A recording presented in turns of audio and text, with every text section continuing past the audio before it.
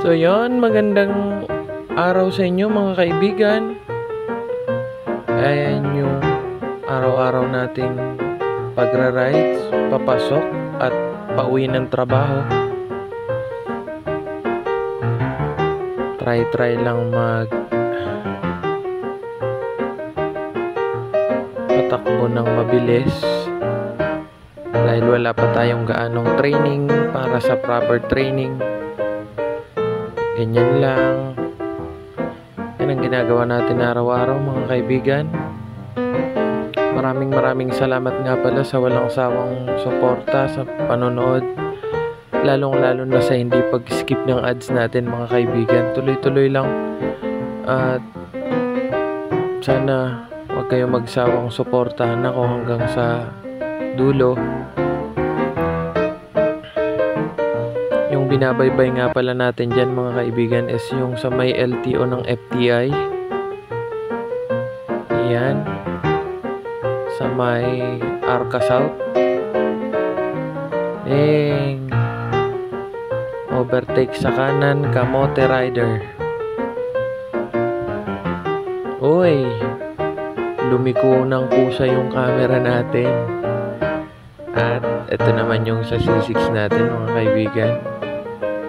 Adrenaline rush daw yan. Adrenaline rush.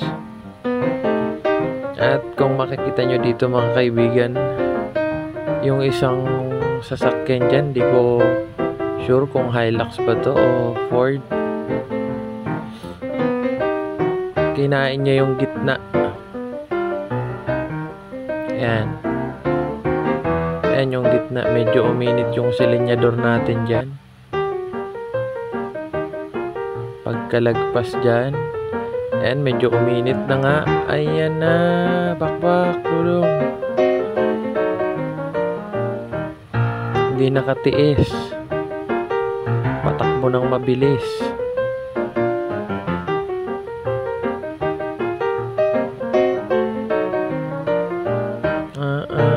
Ala. Bakbak. Kaya pa.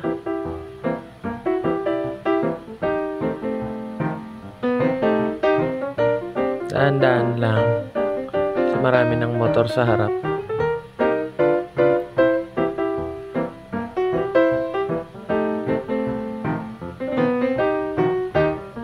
Sa mga palaging nagtatanong kung recommended ba talaga to. Recommended to mga kaibigan.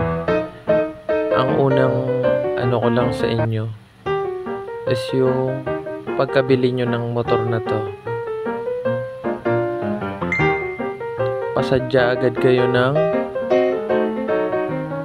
tank cover. Uy, pasikat si Utoy. Papasok na tayo niyan mga kaibigan.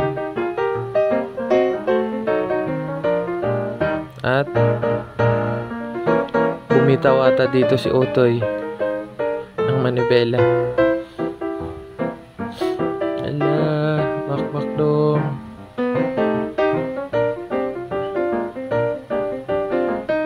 Tsaga-tsaga tayo sa pagbablog mga kaibigan kasi mahina pa yung camera natin. Hindi na makabitan ng mic.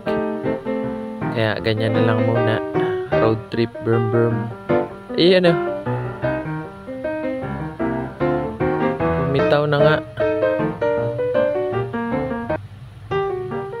Hanggang dito na lang tayo mga kaibigan. Salamat.